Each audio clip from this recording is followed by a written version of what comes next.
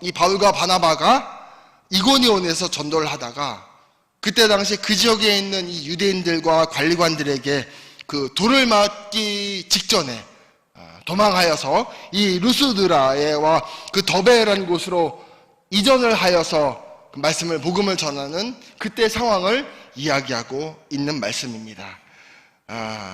우리가 알다시피 미국과 캐나다의 국경 사이에는 세계 10대 명소인 아주 큰 나이아가라 폭포가 있습니다. 그래서 어떤 이 청년 한 사람이 폭포의 이쪽과 저쪽에다가 외줄을 걸어놓고 많은 사람들이 지켜보는 가운데 줄타기를 해서 이쪽에서 저쪽 끝까지 이동을 하기로 한 겁니다. 쇼를 보여준 거예요. 얼마나 무서울까요? 외줄 하나만 사이에 두고 그 외줄을 타고 가야 한다는 그 마음, 그리고 그게 바람의 영향과 이 폭포가 흐르면서 물의 어떠한 영향 때문에 아마 균형을 잡기가 쉽지 않았을 겁니다. 그럼에도 불구하고 그 청년이 그 외줄을 타기로 결정을 합니다.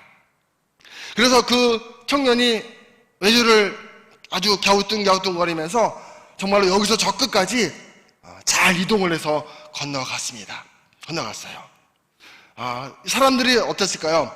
그러한 모습을 본 그 많은 사람들이 아주 박수갈채와 환호성과 정말 너무너무 대단합니다 라는 말을 하면서 환호성을 보냈습니다. 그러자 그 남자가 또 이번에는 저쪽 끝으로 옮겨갔으니까 다시 이곳으로 오겠다라고 말을 한 겁니다. 근데 처음에는 그냥 갔지만, 맨몸으로 갔지만 다시 돌아올 때에는 의자를 하나 등에 메고 다시 돌아온다는 거예요. 그러니까 사람들이 어떻게 하겠어요? 뭐 이 정도 맨몸으로 갔으면은 의자 하나쯤 메고 못 가겠냐? 라고 생각을 하면서 당신은 할 수 있습니다. 그 의자 하나를 메고 다시 올 수 있을 겁니다. 라면서 막 환호성을 치면서 믿습니다. 전 믿어요. 다시 할 수 있습니다. 라고 환호성을 갈채를 보냈습니다. 그러자 그 남자가 그 많은 사람들 중에서 제가 저기서 여기까지 의자를 메고 갈 수 있다고 믿는 분 중에 한 분이 제 의자에 한번 타보실 수 있겠습니까? 라고 대묻자 그 어느 누구도 그 의자에 타서 그 길을 간 사람은 없었습니다. 여러분, 이 예화를 들으면서 혹시 과연 믿음이란 이런 것인가를 다시 한번 생각해 봐야 합니다. 결국은 이것과 같은 내용인 것이죠. 주님, 당신은 하실 수 있습니다. 전 주님을 믿습니다. 전 주님 하실 거라 믿어요.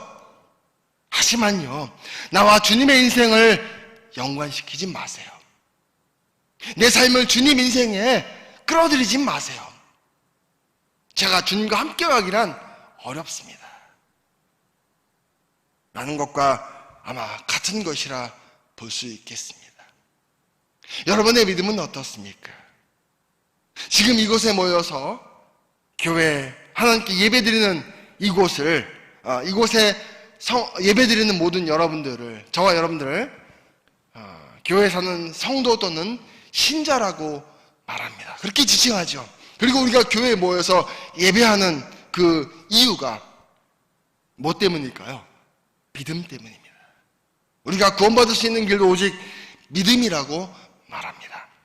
흔히 사람들은요, 예수 믿는 사람이라고 한다면 착하게 사는 사람, 거짓말하지 않고 올바르게 사는 사람, 이렇게 밖으로 표출되는 도덕적으로 올바른 사람, 윤리적인 기준이 아주 올바른 사람을 규정 지으면서 그리스도인을 그렇게 만들려고 합니다.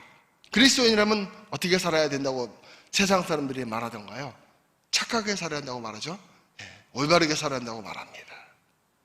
오히려 이와 빗대서 좀 바르게 살지 못하는 그리스도인과 빗대어서 좀 더 착하게 사는 사람, 거짓말하지 않고 사기도 치지 않고 남에게 올바른 일, 봉사를 많이 하는 사람들을 두고 세상 사람들은 이렇게 말합니다. 야, 예수 믿는 사람보다 더 저 사람이 나은 것 같아 라고 그렇게 말하기도 하죠.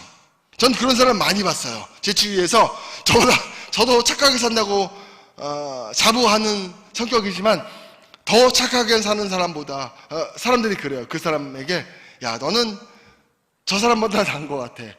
예수 믿는 사람보다 더 나은 것 같아 라고 말을 합니다.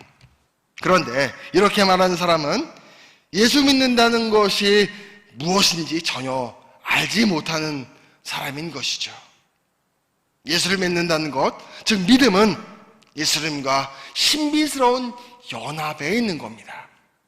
예수님이 내 안에 계시고 그분의 말씀이 살아서 나를 변화시켜가는 것, 그리고 내가 그분 안에 있는 것이에요. 그리스도와 연합하는 것이죠. 이것이 바로 믿음이고 신앙인 겁니다. 그리스도와 연합하여 사는 사람, 주님의 등에 엎여서 내 모든 것을 주님께 맡긴 사람은요, 저절로 착한 행실을 하게 되어 있습니다. 거짓말을 할 수 없게 살게 되어 있습니다. 타인을 향한 봉사도요, 넉넉히 해낼 수 있습니다. 어떤 사람이요? 그리스도와 연합하여 사는 사람, 믿음이 있는 사람이야말로 그렇게 살 수밖에 없는 겁니다. 내가 도덕적으로 착하게 살려고, 윤리적인 잣대에 기준하여서 그리스도인이 착하게 살려고, 의롭게 살려고 일부러 노력하지 않아도 된다는 겁니다. 이것이 바로 믿음 있는 사람의 가장 기요한 특징입니다. 또한 어떤 사람은요, 성경 지식이 많은 사람, 성경을 잘 가르치면 믿음이 좋은 사람이라고 말합니다. 하지만 그 성경 지식이 내 삶 속에서 올바로 적용되지 못하고 산다면 나의 믿음과는 전혀 상관이 없는 사람입니다. 그 말씀이, 그 성경 지식이 내 삶에서 적용이 되지 않는다면 그 사람은 믿음과 신앙과는 관련이 없는 사람인 것이죠. 예수님 시대에도요, 바리새인과 사두개인들은 율법을 아는 것에 대해서는 참으로 누구에게도 뒤지지 않고 살았습니다. 하지만 그들이 알고 있는 것과 행동이 전혀 달랐기 때문에 예수님은 그들에게 겉과 속이 다른 사람이다 라고 핀잔을 받게 되었 겁니다. 진정으로 믿음 있는 사람은 예수님이 내 안에 거하시고 말씀이 내 안에 살아계셔서 나를 변화시켜가는 것이 바로 믿음인 겁니다. 나를 변화시켜가는 거예요. 또 어떤 사람은 감동의 격동을 믿음으로 하는 사람도 있습니다. 기독교는 종교적인 어떠한 그 감동을 즐기거나 신비적인 면에만 치우쳐 사는 어떤 정신문화적인 그러한 기독교 종교가 아닌 것이죠. 혹시 여러분들 알고 계십니까? 이 이데올로기를 확립한 독일의 사상가인 이 칼 막스는요, 종교를 이렇게 말했습니다. 기독교를 이렇게 말했습니다. 종교는 아편이다, 마약이다라고 말을 했습니다. 또한 요즘 현대 심리학을 전공하는 그러한 것을 연구하는 사람들 가운데에도 이 종교 심리라는 그런 어떤 것을 비추어서 기독교는 무엇인가, 믿음이란 도대체 무엇인가 라고 물음에 그들은 이렇게 답을 합니다. 믿음은 그저 감정승화다 라고 말하고 있습니다. 여러분 어떻습니까? 하지만 기독교의 믿음이란 사람의 감정이나 심리를 승화시켜주는 감정 승화가 결코 될 수 없습니다. 예수님이 이렇게 말씀하고 계시죠. 요한복음 14장 27절에 내가 너희에게 주는 평안은 세상이 주는 것과 같지 않다라고 말씀합니다. 예수님이 주는 평안과 인간의 감정 승화는요, 전혀 다른 것이에요. 혹시 여러분들 중에서도 예배하고 교회에 나오는 것이 혹시 마음의 평안을 찾기 위해서, 마음의 안정을 찾기 위해서만, 내 감정의 해소와 갈등의 해소를 위해서 교회에 나오고 예배를 드리는 분이 없기를 정말로 간절히 바랍니다. 또 어떤 사람은 믿음을 이렇게 혼동합니다. 내 의지와 믿음을 혼동하기도 합니다. 내 의지를, 자신의 의지를 믿음으로 아는 것이죠. 내 의지대로 행동하고, 내 의지로 헌금하고, 내 의지로 봉사하고 헌신하면서 그것이 신앙과 믿음이라고 생각하고 사는 사람인 것이죠. 그러다가 내 믿음이 어느 순간 내 의지가 사라지게 되면 내 믿음도 사라지는 것은 아닌가라고 생각하는 사람들도 있습니다. 그렇게 사는 사람들 중에 신앙까지도 포기하게 되는 것이죠. 내 의지는 언젠간 사라지게 되어 있습니다. 좀 쑥그러지게 되어 있다는 거예요. 내 의지는 믿음이 될 수 없는 겁니다. 믿음이란 하나님과의 관계이고 하나님과의 만남인 줄로 믿습니다. 그래서 아담도 그렇고요, 가인도 죄를 짓고 나서 어떻게 해요? 하나님과 관계가 멀어집니다. 하나님과 만남을 자꾸 피하려고 해요. 피하려고 합니다. 멀리하게 됩니다. 바로 믿음이란 하나님과 관계를 잘 이루어가는 것이에요. 하나님의 만남을 적극적으로 원하는 것이 바로 신앙이고 믿음인 겁니다.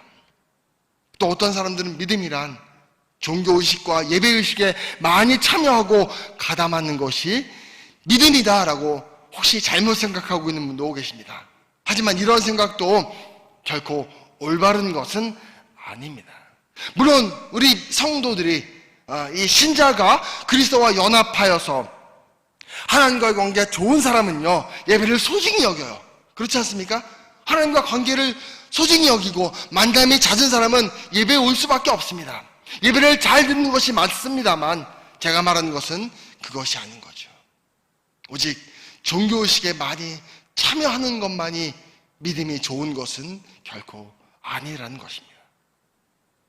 성경에서 말하는 믿음이란 우리를 구원에 이르게 하는 능력이다라고 말씀합니다. 오늘 본문의 사건에서도요, 이 바울은 믿음이 무엇인지 정확히 우리에게 말씀합니다. 예수님을 믿음으로만 우리는 구원을 얻게 되는 줄로 믿습니다. 소극적인 의미에서 구원은 자유라고 말할 수 있습니다.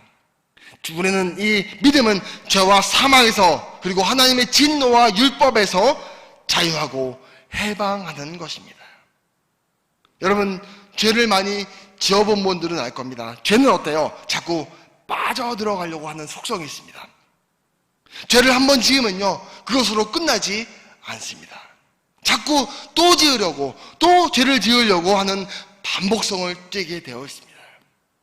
그러나 구원은 이러한 죄의 속박으로부터 자유함을 얻고 사망의 권세로부터 해방되는 것입니다. 이것이 바로 구원이고 믿음인 것이죠. 적극적인 의미에서 구원이란 우리가 하나님께 의롭다함을 얻는 것입니다. 하나님의 자녀가 되는 것을 구원이라 말합니다. 그러므로 하나님 앞에 온전한 인간, 이 타락된 본성에서 회복된 인간이 되어서 새로운 피조물이 되므로 하나님께 구원받음을 의미하는 것입니다. 요즘 사람들은요, 모험도 아주 좋아합니다. 등산도 아주 좋아합니다. 제가 제 아내와 함께 얼마 전 집 근처에 그 산책이라고 하죠. 산책을 갔다가 아주 젊은 친구들뿐만 아니라 연세하신, 이제 연로하신 여자분들도 암벽 등반을 하더라고요. 근데 그 암벽 등반이 낮에 하는 것이 아니라 밤에 하더라고요. 밤에 어두운데 조명을 몇 개 비춰가지고 그 어두운 데서 암벽 등반을 하더라고요. 야, 참 그것을 보고 저와 제 아내가 야, 정말 대단하다고 하면서 뒤에서 이렇게 박수를 쳐준 적이 있는데, 아주 밤에 암벽 등반도 하고 등산도 하더라고요.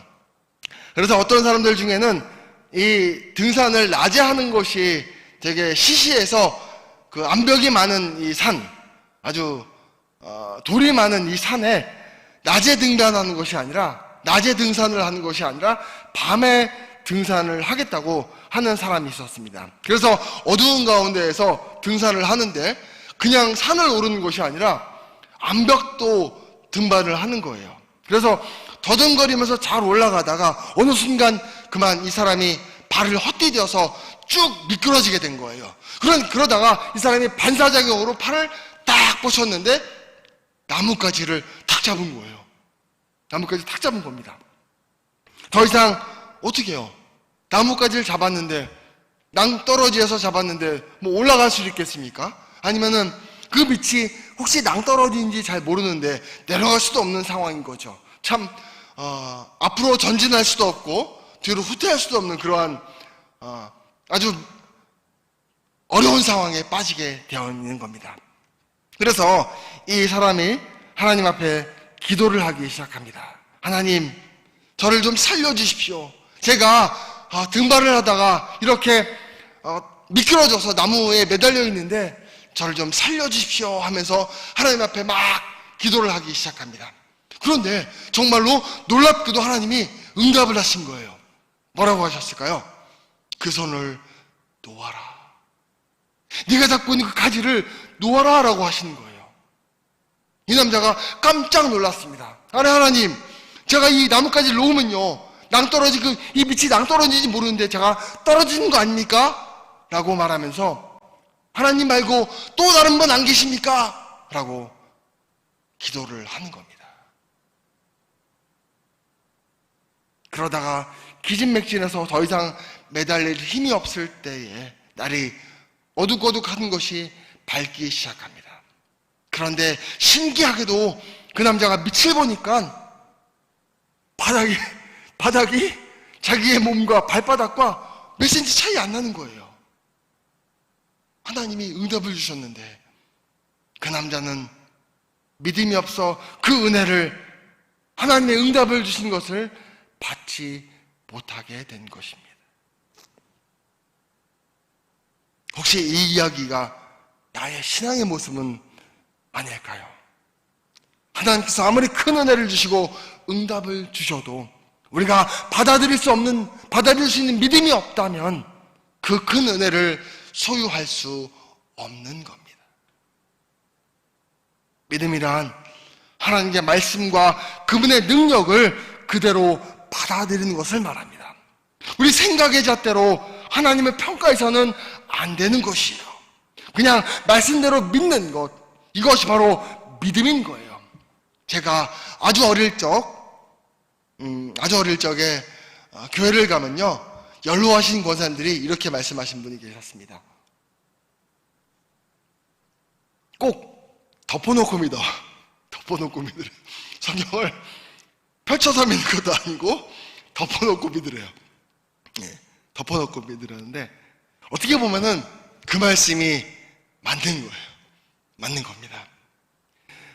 어떤 우리의 생각과 우리의 이성과 어떤 과학적인 지식으로 말씀을 다 해명하고 이 믿음이 무엇인가에 대해서 우리에게 가르쳐주면서 믿으라고 할 수 없습니다. 인간의 이성으로요 이 말씀을 믿을 수 있는 힘이 없어요. 그냥 덮어놓고 믿는 거예요. 덮어놓고 말씀이 믿어져요. 그리스도와 연합해 살면요 내 삶을요 그리스도의 등 뒤에 엎혀서 주님과 함께 동행하며 살면요 그 믿음이 믿어져요. 말씀이 믿어집니다. 이것이 바로 믿음인 겁니다. 내 삶을 주님께 맡겨드리며 사는 삶, 주님과 동행하여 사는 삶, 바로 그리스도와 연합하여 사는 삶, 그분의 말씀이 내 안에 계셔서 나를 변화시켜가는 것이고 내가 변화되어서 내가 그분 안에 함께 사는 삶, 바로 이것이 믿음인 겁니다. 오늘 성경에서는 우리에게 믿음이 무엇인지 분명히 말씀하고 있습니다. 구원받을 만한 믿음이 무엇인가에 대해서 우리에게 정확히 말씀합니다. 사도 바울이요 루스드레에서 설교를 하는데 설교하면서 이렇게 내려다 보니까 성도들이 열심히 말씀을 잘 듣고 경청하고 있는 겁니다. 그 중에서요 맨 앞에 앉아 계신 우리 성경에서는 이 안진뱅이 한 사람이 열심히 쳐다보면서 바울이 설교하면서 그 설교하는 모습을 아주 정말 경청하며 듣고 있는 겁니다. 그래서 이 사도 바울이 그 안진뱅이에게 말합니다. 내 발로 일어서라 라고 말합니다. 이렇듯 우리에게는요 말씀을 듣는 이 자세와 듣는 믿음이 아주 중요합니다. 여러분들 말씀을 들을 때에 여러분들 껌을 쫙쫙 씹으면서 슬리퍼 신는 것을 한쪽 다리 올려놓고 까딱까딱 하면서 말씀을 혹시 듣는 분 계시지 않죠? 그렇습니다. 말씀을 듣는 그 자세와 믿음은요, 대단히 중요한 거예요. 대단히 중요한 겁니다. 믿음은 바로 듣는 것, 듣는 마음인 거예요. 믿음은 바로 들음에서 나기 때문에 그렇습니다. 로마서 10장 17절 말씀에 제가 말씀을 읽어드리겠습니다. 그러므로 믿음은 들음에서 나며 들음은 그리스도의 말씀으로 말미암았느니라. 아멘. 믿음은 들으면서 나는 거예요. 말씀을 들으면서 나는 겁니다. 그 말씀은 곧 그리스도, 예수 그리스도의 말씀인 것이죠. 또한 로마서 10장 13절부터 14절까지 말씀을 제가 읽어드리겠습니다. 누구든지 주의 이름을 부르는 자는 구원을 받으리라. 그런즉 그들이 믿지 아니하는 일을 어찌 부르리요? 듣지도 못한 일을 어찌 믿으리요? 전파하는 자가 없이 어찌 들으리요? 라고 말씀합니다. 사도 바울도 우리에게 믿음이란 말씀을 들으면서 나는 것이라고 강조하고 말씀하고 있습니다. 그러면 우리 임마누엘교회 성도님들은요, 매일매일 말씀을 읽고요, 매일매일 말씀을 들음으로 구원에 이르는 그러한 믿음을 소유할 수 있기를 간절히 바랍니다. 말씀을 정리하겠습니다. 첫째로 믿음은요, 하나님과 신비스러운 연합에 있습니다. 하나님이 예수 그리스도께서 내 안에 거하시고 그분의 말씀이 살아서 나를 변화시켜가는 것, 내가 그분 안에 있는 것이 바로 믿음인 겁니다. 결정으로 믿음은 내 의지로 믿고 내 의지로 봉사하고 내 의지로 헌신하는 것이 아니라 바로 뭐예요?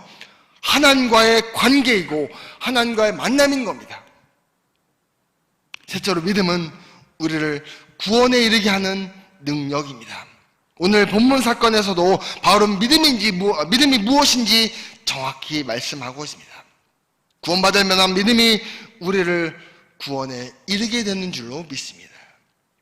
마지막으로 믿음은 들음에서 나며 이 들음은 그리스도의 말씀으로 말미암는 것입니다. 믿음은 곧 그리스도의 말씀을 집중하여 듣는 것입니다. 그러므로 우리 임마누엘교회 성도님들은 믿음을 바라고 항상 말씀을 항상 들으며 주님과 함께 동행하며 살 수 있기를 예수님의 이름으로 간절히 부탁을 드립니다. 기도드리겠습니다.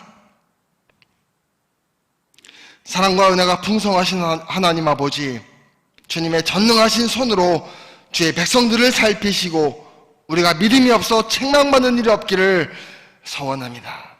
믿음이란 하나님이 내 안에 거하시고 말씀이 살아서 나를 변화시키는 줄로 믿습니다. 또한 내 의지가 아닌 하나님이 주신 선물인 줄로 믿습니다. 우리가 믿음을 가짐으로 구원에 이르는 커다란 복을 누리며 살 수 있기를 원합니다. 또한 우리에게 들을 수 있는 귀를 열어서 말씀을 집중하여 듣게 하여 주옵소서. 우리가 또 예배를 마치고 우리의 삶을 살아가는 데에 말씀을 항상 기억하고 실천하며 살아가기를 원합니다. 주님, 우리와 함께 동행하여 살기를 원합니다. 우리 살기를 원합니다. 주님께 모든 걸 감사드리며 이 모든 말씀 우리를 구원하신 예수 그리스도 이름으로 기도드렸습니다. 아멘. 찬송가 545장 부르시겠습니다.